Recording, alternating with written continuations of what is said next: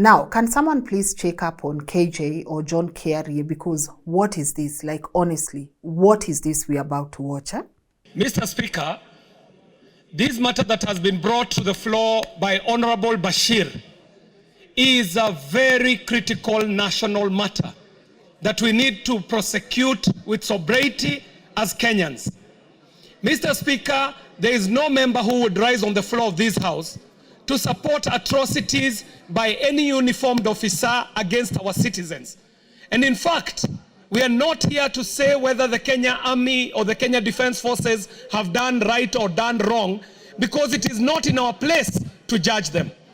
However, Mr. Speaker, it is not lost to my mind that in the last parliament, Mr. Speaker, this House declined to assent to the renewal of the terms of service and the terms of training of the British Army Training Unit in Kenya, the Batuk. Mr. Speaker, when we refused to sign up and regularize Batuk's presence in Kenya, we took a hitting as a House, Mr. Speaker. But in this 13th Parliament, the Parliament has been able to pass that British Army Training Unit in Kenya can practice and train on our mother soil, Mr. Speaker. However, that was not without a rider. This House put a rider, and the rider was serious, Mr. Speaker. The rider was saying that there is no way that a British officer can end up committing a crime in Kenya and not tried in Kenya. Mr. Speaker, the British Army Training Unit is known to have killed our people. They are known to have raped our women. They are known to have maimed our people. Mr. Speaker, they are also known for serious environmental degradation. And we understand, Mr. Speaker, even in media, that the BBC is funded by taxpayers' money in Britain, meaning that BBC is funded to push the foreign agenda of the British people internationally, Mr. Speaker. And so we must know, is BBC speaking as a mouthpiece of the government and the people of Britain? Or what is it that the BBC is doing? Could it be an attempt to untwist this country so that they can rescind on the rider that we put on their training of the Batuk units in Kenya, Mr. Speaker, and perpetuate a history of extractive economy, oppressive economy, and exploitative economy in a very unfair trade balance between Kenya and the UK.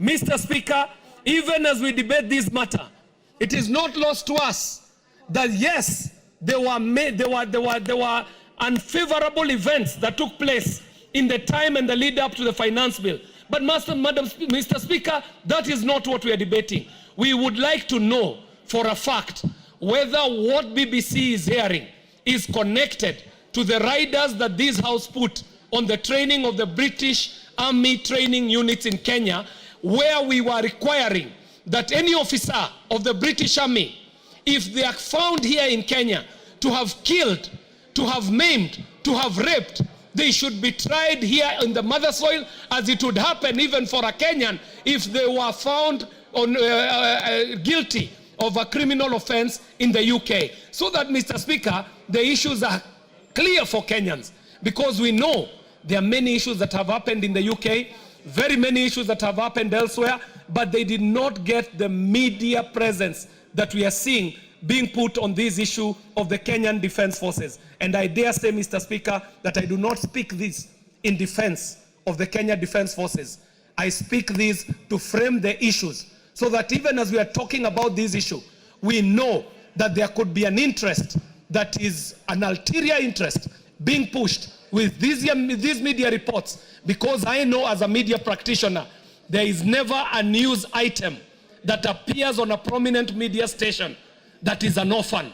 Any media item that comes up on a media station has its own father and it has its own mothers. I thank you very much, Mr. Speaker, and let us look at the agreement that we put down for the British Army to be able to train in Kenya and on Kenyan soil, and the exploitation of our environment, the depletion of our environment, and the cases that we know of human rights abuses that are conducted by the British Army on Kenyan soils. The killing, the maiming, and the raping will not go unnoticed, and we will not keep quiet about this issue. Thank you very much, Mr. Speaker. All right, so that's John Kerry, aka KJ, Dagoretti South MP, right there. And I wanted to play the full clip for you so that he does not say that, you know, we did quote him out of context, right? So, as you may know by now, this is in regards to the BBC documentary that just aired this week, Blood Parliament. And this is him now coming out to criticize this documentary. And yesterday we extensively covered, you know, the mixed reactions around this documentary, because it's one that has received very positive feedback. I know, of course, there are the mixed reactions, but you can tell Kenyans are connecting with this documentary, and mostly because majority of us know this is what happened. And the reason I said, can we just check up on KJ? I think KJ is a perfect example of what happens when you send good men to parliament, because when we go back and we look at the history, even in Ridiculous and his, you know, his previous statements, the way he would definitely criticize people in government that he did not agree with. And then you look at him right now, guys, I'm seeing a totally different person. I don't know what it is that changes people when they get in parliament. I honestly don't know what happens to them, because him standing there, and this is what we talked about yesterday, him standing there and going straight to attack Batuk. And we said we are not siding with Batuk. What he has said there is exactly correct. We have extensively covered stories here on Batuk. We had a conversation again with Kelvin Kubai on why Batuk is still here.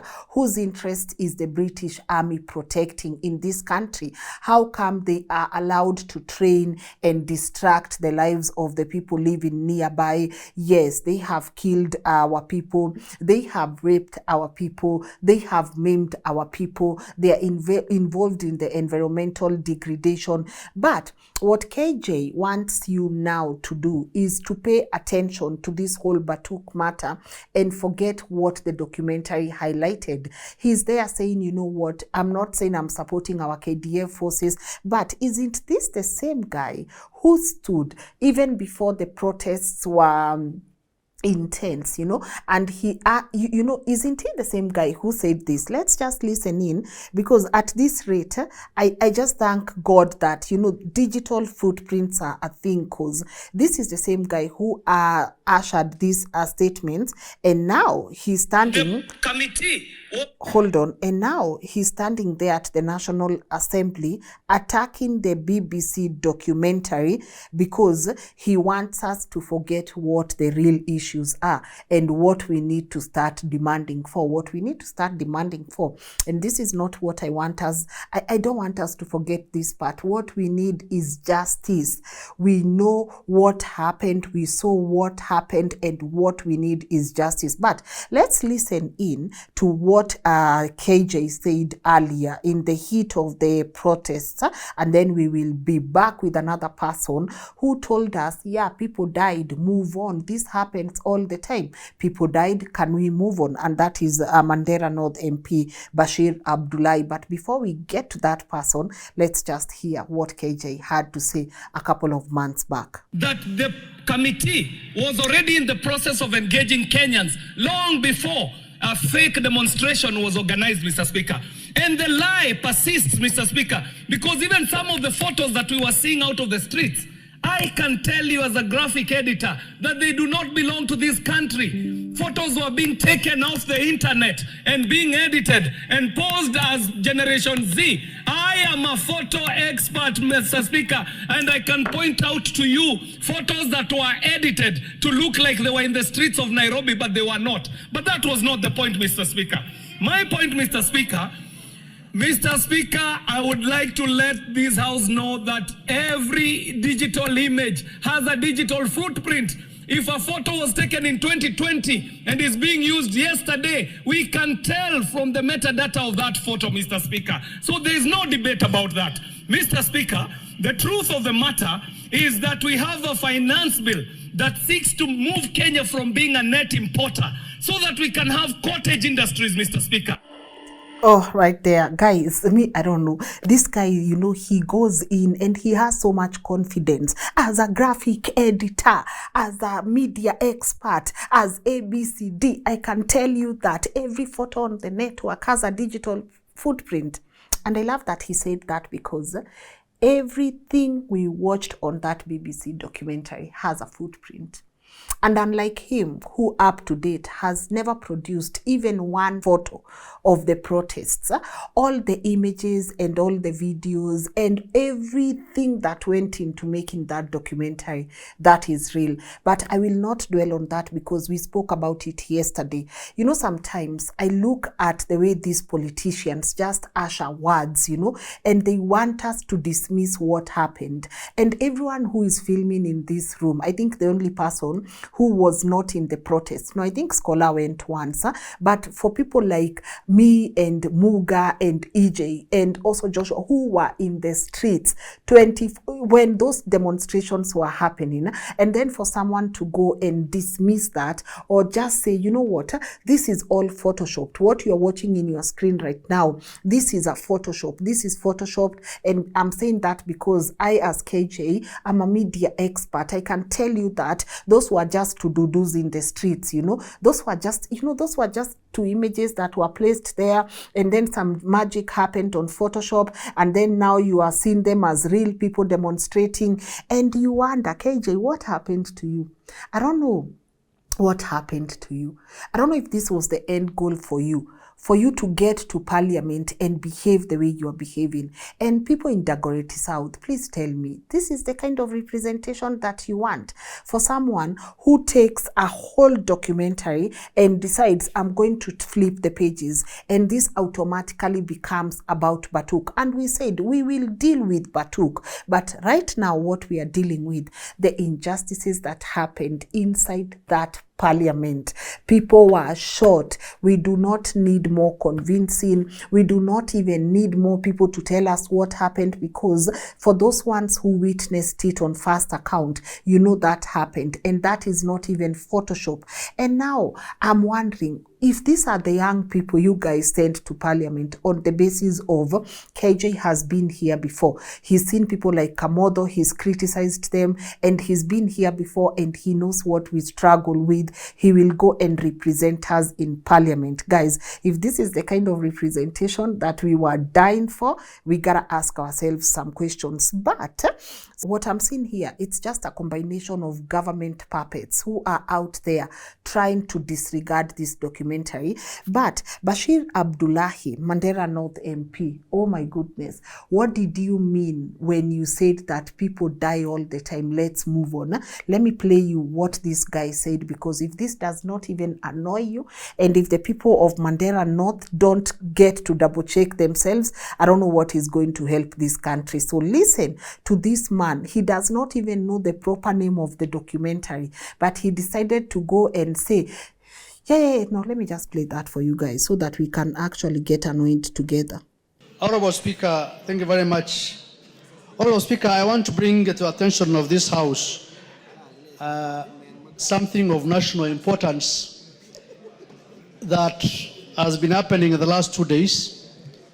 And this is a matter that has been aired on our media stations and televisions called Bloodbath Parliament. Bloodbath what? You guys, did you hear anything? Come a bloodbath. Have you watched anything by the name Bloodbath? And this is a whole MP about to stand in parliament and lie. But let's go on. Honorable Speaker, that documentary was run by BBC World Service, and it's been run through our national media stations. And it captures or talks about the event that happened in June the 25th. A very sad day indeed, tragic and shameful. Tragic in the sense that we lost lives of our fellow Kenyans.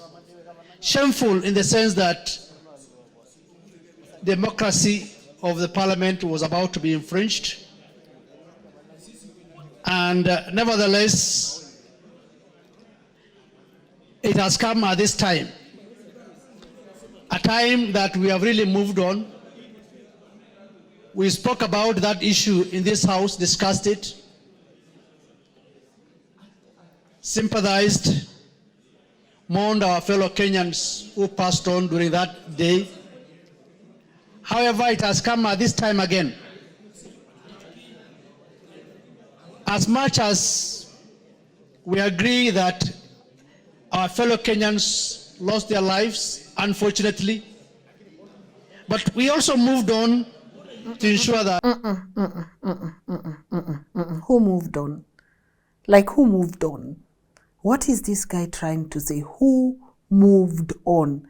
Like, were you banking on people forgetting? Were you banking on us moving on so quickly? Were you banking on, we came here and we talked about it, and so you guys, you need to move on? But if that has not made you think twice, let's continue listening in to this idiot.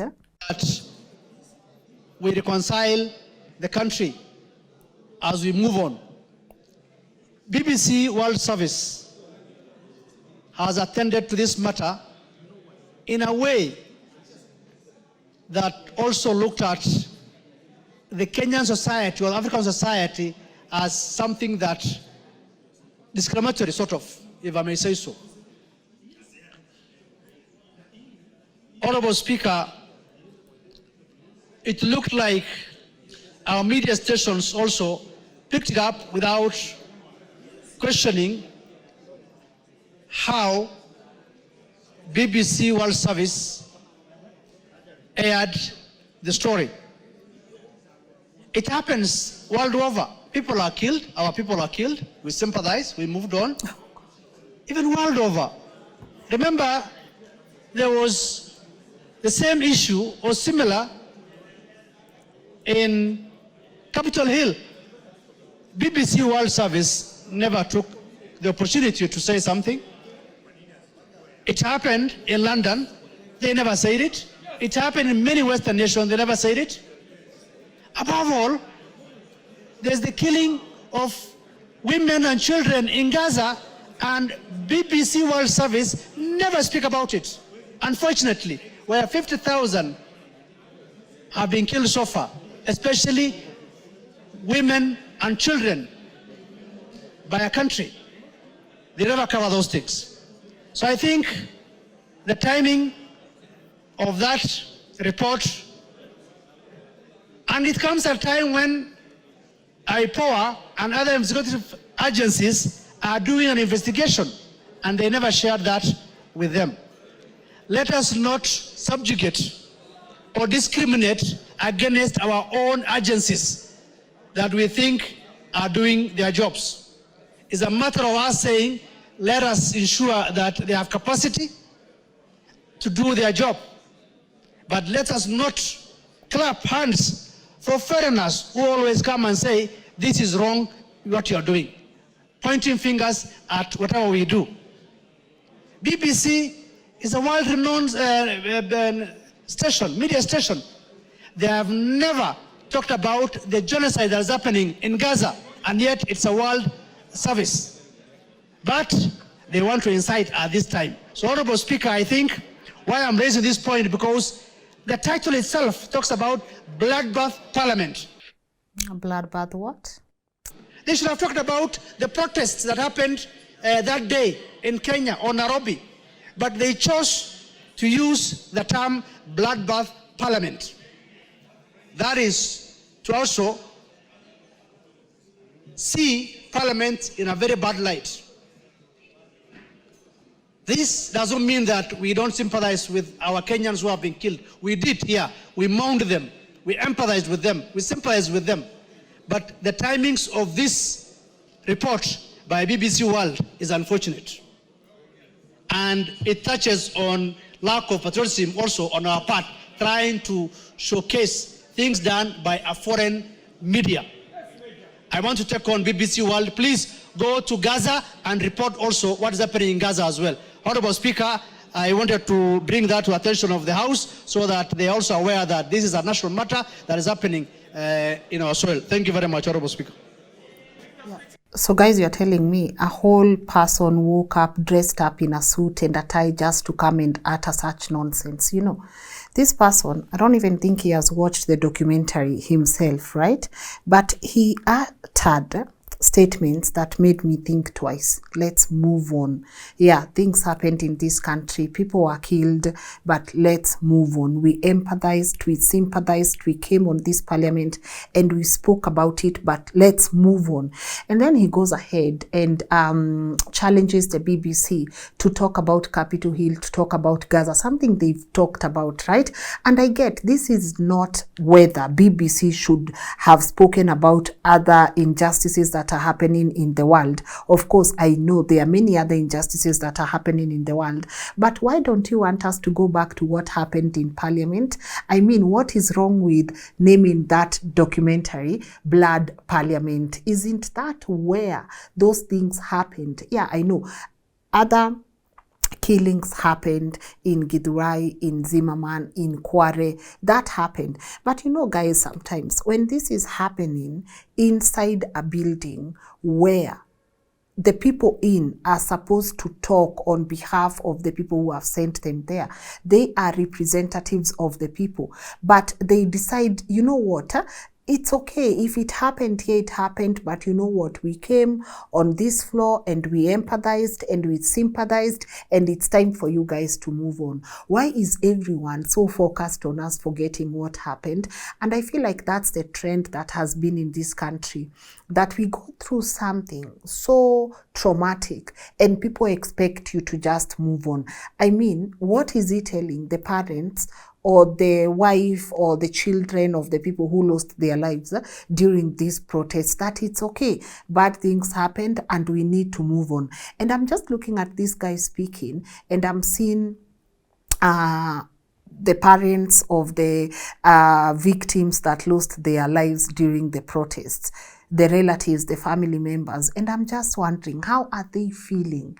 Why are these people so focused on us forgetting, on this never been documented again? Is it because it's so shameful for you and your president that you guys treated this as just a by the way, but people continuously remind you what you did and this is what you would want us to forget?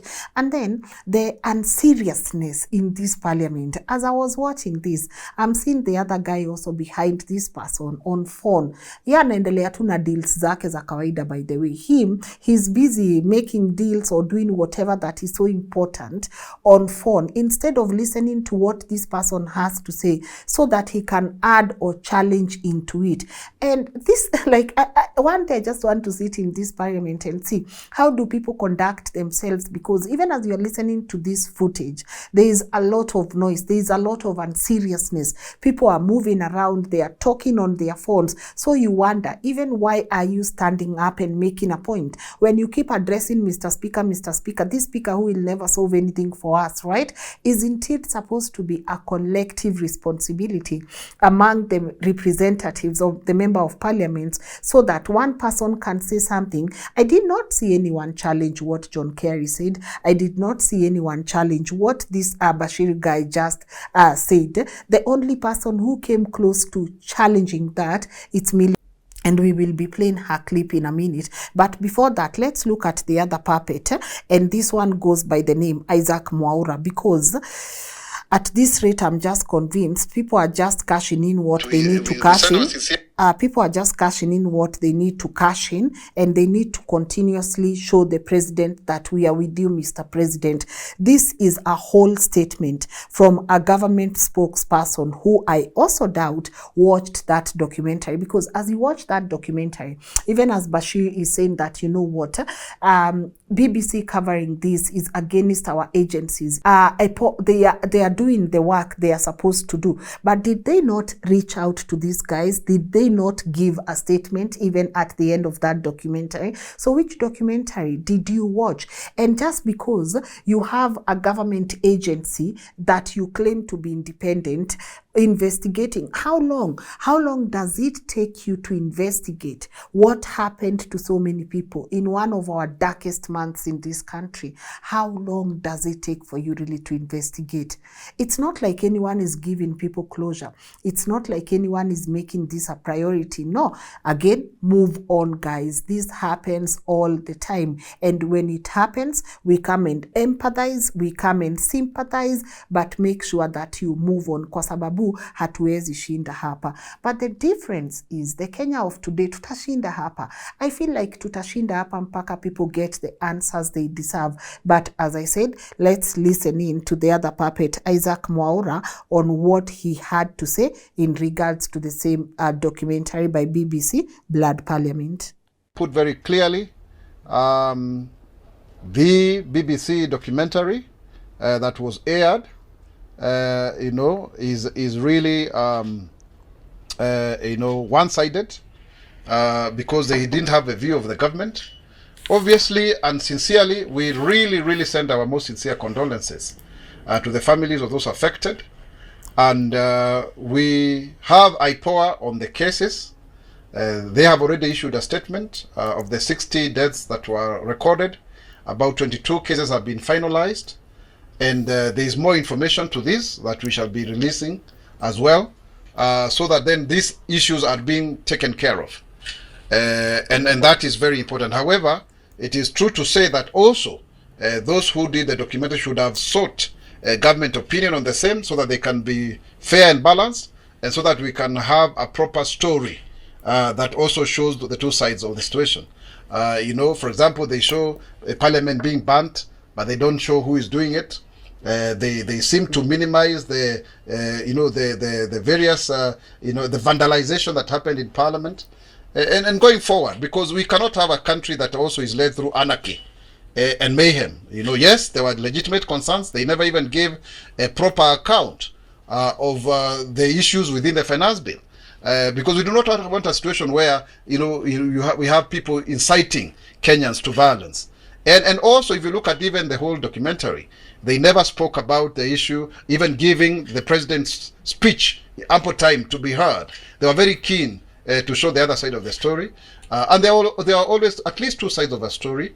And there is also the government position on this issue. And once again, I would want to say, as a government spokesperson, on behalf of the government, that we send our sincere condolences to those that are departed. Every life is important. Just stop there. Not every life is important, according to Isaac Mwaura. I dislike, I know hate is a strong word, so let's just use dislike. I dislike when they come and start playing PR with some of the statements, because how is this guy again going to say that, he sincerely feels the pain of the victims? And just before that, he said, you did not have the view of the government. Guys, who killed our people? Let's start there, because this is the question they don't want us to answer or ask. Who killed our people? So you want to tell me the government had no idea that we had, even if they want to call them strangers, we had strangers with guns in parliament? You want to tell us that the government has no idea who those people are in uniform shooting at innocent protesters? He goes ahead and said, we cannot have a country that is being led through anarchy. And what he fails to say is, he says, they did not talk about what led to the finance bill. This guy does not even acknowledge that the government is the source of everything that happened during the finance bill. He does not acknowledge that. And now he wants to go ahead and say, we feel your pain. But then again, still, as much as we feel your pain, we cannot have a country being led through anarchy. And he speaks on the vandalization as if BBC had showed enough of the vandalization crimes that happened, that would have justified the shootings. And this is where it stops, because even if we were to vandalize the air itself, and I'm not saying go and vandalize anything, I'm not saying go and destroy properties, but even if that was to be done, don't we have the rule of law? Don't we have our constitution? Don't we have guidelines on how to handle criminals? Don't we have guidelines on how to handle someone who comes and vandalizes something? So are you justifying, are you trying to say the shootings were justified, they vandalized, so tit for tat is a death game here, right? Is this what this person is trying to say? I mean, no matter what crimes the protesters committed, I believe there is a constitution that guides you on how to treat each and every criminal in this country. Today, if I'm annoyed with Muga, I'll not just be like, man, this guy is pissing me off, so Muga, you're out, you're done, you know? That's not what happens. That is not what happens. That is not a democracy. That's not a country. That is not even a nation governed by the rule of law. So that cannot happen at all, at all. And also, which version of the government did you want? Because you guys gave us the version of the government. You guys, you called us crooks. You guys, you said, sijui, these were paid protests. Your own president went ahead and criticized Ford Foundation in public. Again, these are the things that we are supposed to forget, right? He went and criticized Ford Foundation in public and said that they are among the sponsors of these protests. Your same president just the other day was shaking hands with Ford Foundation representatives. So how are you shaking hands with people that sponsored the protests? How are you now shaking hands with people that helped in the destruction of your own country? What changed? What changed, or what changed hands? Was there an envelope? What happened for you to change hands? You know, for you to change your tune like that so quickly? What happened? And as we talk about this government puppets, yesterday we also did address one of them, Mutahi Ngunyi. And just to repeat on what Mutahi Ngunyi had said in regards to the documentary, this is what he said. Let me just get that.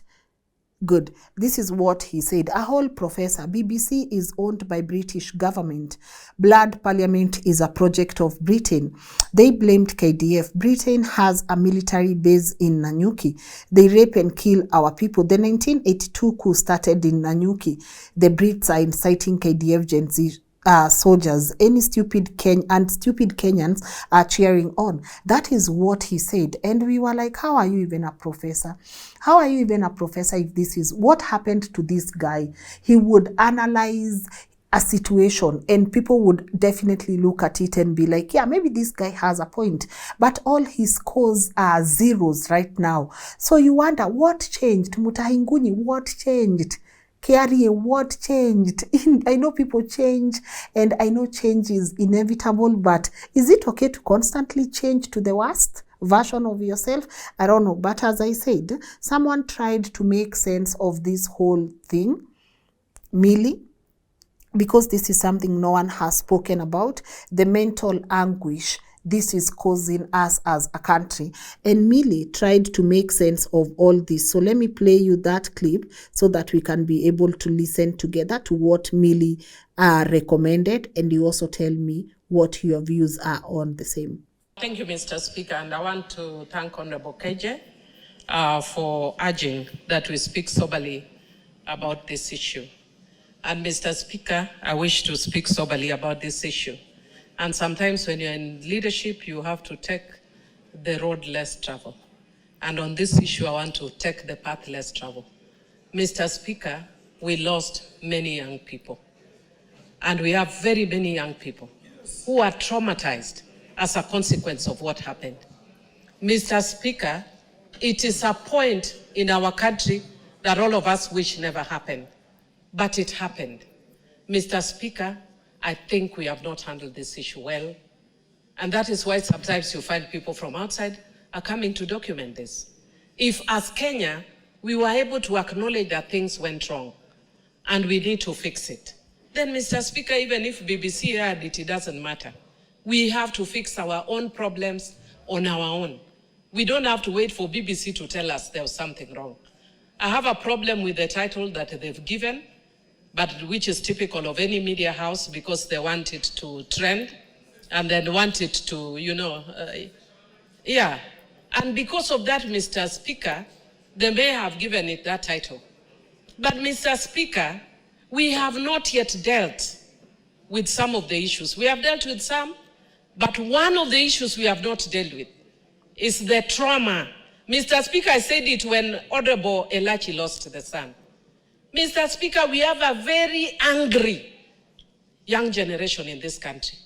And part of the anger is on the issues that we are seeing, Mr. Speaker. And we cannot bury our heads in the sand, Mr. Speaker. Mr. Speaker, let Parliament take the lead. And let us find a way of helping these young people to heal. Because, Mr. Speaker, we don't know what may come in the next few months, next year, or whatever. And furthered by the fact that we have very many young people who are jobless, who are frustrated.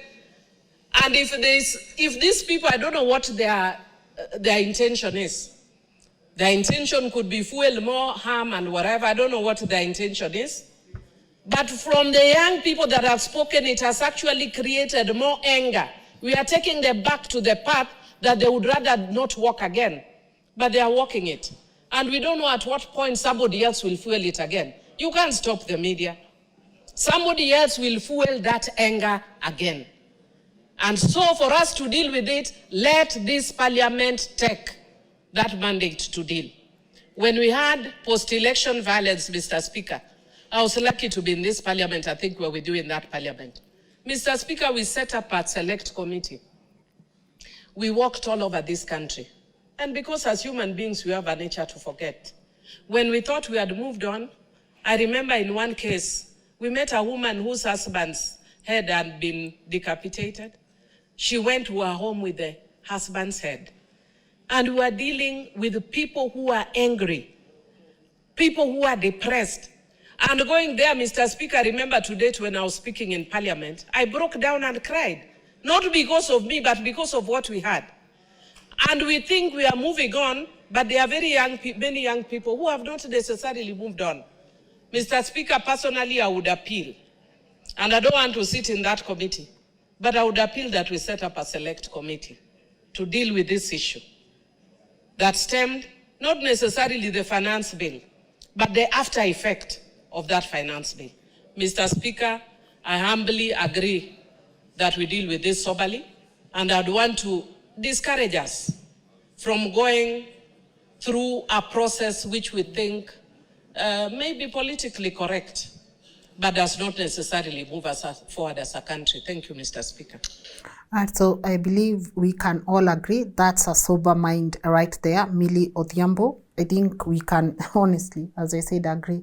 That's the first person in that whole proceeding, National Assembly proceeding of yesterday, that came close to offering a solution. This is someone who acknowledged the mental anguish, who acknowledged the trauma, who acknowledged that, you know what, this is not easy for the young people in our country. This is the only person that saw it for what it is. Yeah, she might not have agreed with the title of the documentary, Blood Parliament. Personally, I disagree with her. I believe it should have even been named Blood Parliament Squared, because that is what exactly happened. People don't see Parliament as a representation of the people anymore. People see Parliament now as a place where people can easily die, young people can easily die. That's what Parliament represents to people right now. But I also agree, you know, we agree to disagree. She said, I don't agree with the title, but these things happened. And this is the only person that is not forcing us to forget what happened. Instead, she's looking at, can we have committees? And also, the fact that even Kenyans, we don't believe in these committees anymore. This is also our tax money that you don't even know whether it will yield results. But we got a clap for her for acknowledging that, yes, BBC came here because we have not solved these things. Because had you solved these things, let me paint a picture for you how this should have been in the comment section. If truly Kenyans would have seen you trying to solve things, the comment section would not be 99% agreeing with the BBC documentary. The comment section would also be like, I think our government has tried to do ABC. These things happened, but can we acknowledge the fact that we've seen this committee coming up with these solutions? We've seen the government taking accountability for this and this. I think that comment section now would have really been mixed. People would also be okay with saying these are the steps the government is taking to make to right a wrong. So I agree that it's time for us to start focusing on the solution.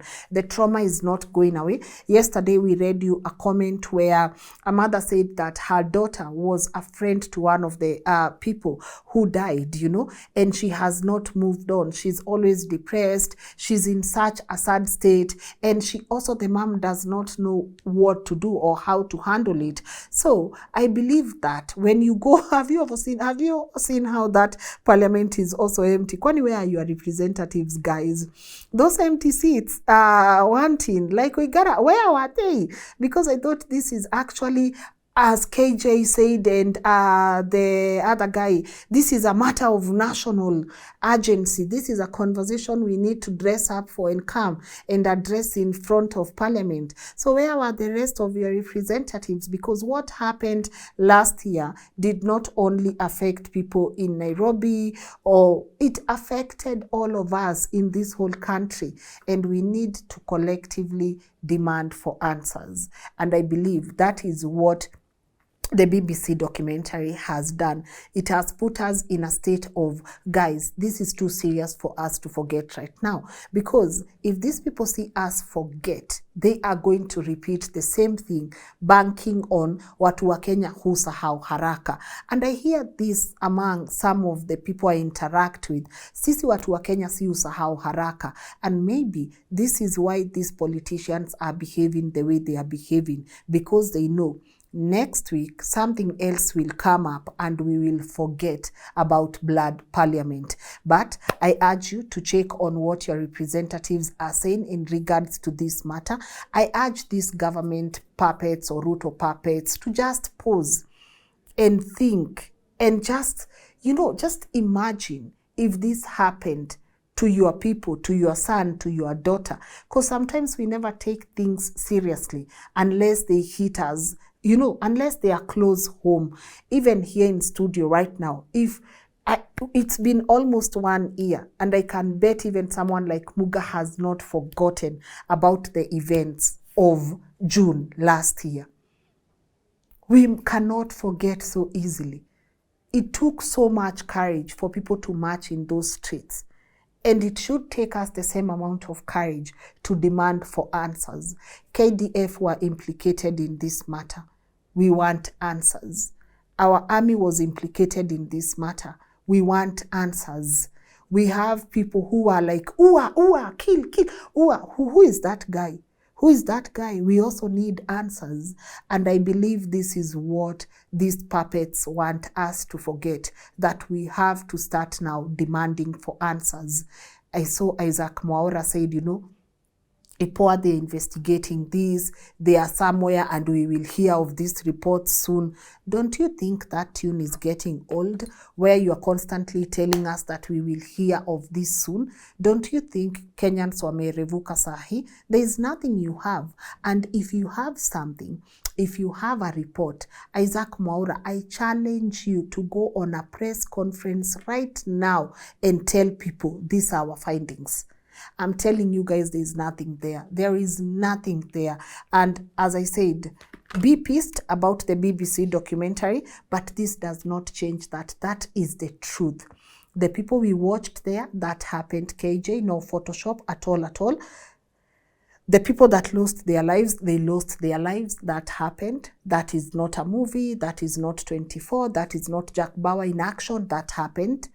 And the people who are speaking right now against that documentary, it's also happening. So mark them, so that next time when you are going to the ballot, may you remember that in times when this person should have stood in parliament and questioned the role of KDF, he decided, let me attack Batuk right now so that I can distract these people. Because again, hatufikiri, and again, as Mutahi called us, just stupid Kenyans cheering on to this documentary. But as always, I think I'm done with this whole matter on blood parliament, but let me know what your thoughts are. I'll still come back here if anything progresses, but personally, I think we have a beautiful documentary that is supposed to help us ask all the right questions. But if you feel otherwise, you know, here we respect people's opinions. So on the comment section, share what your thoughts are, and hopefully we catch up again tomorrow, whatever time it is. Yeah, so thank you. Bye.